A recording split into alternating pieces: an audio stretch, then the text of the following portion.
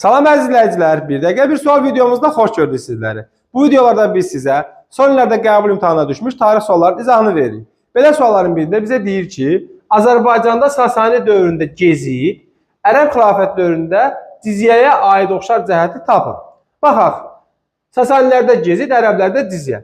Yerli feodallara aid torpaq mülkiyyəti olmaları? Yox, olmaz. Çünki bunlar vergi növüdür. Torpaq mülkiyyət forması deyil. Vergi toplamaq üçün alınan icazə sənəti olmalar. Bu da olmaz. Bunlar vergi özüdürlər. Vergi toplamaq üçün sənət deyirlər. Yalnız sənətkar və tacirlərdən alınan vergi olmaları. Xeyr, bunlar sənətkarlardan və tacirlərdən alınan vergi deyildir. Yalnız köçəri maldarların ödədiyi vergi olmaları, bu da səhvdir. Çünki köçəri maldarların ödədiyi vergi qovçurdu, o da Monqollar dövrüdür. Deməli, Y bəndə gedər, C bəndə, B bəndə, A bəndə. Amma D bəndə deyir ki, can vergisi olmaları. Həm Dizyə, həm də Gezi. Fərqli dövrlərdə can vergisi olub. Ona görə də bu sualda cavab D bəndi.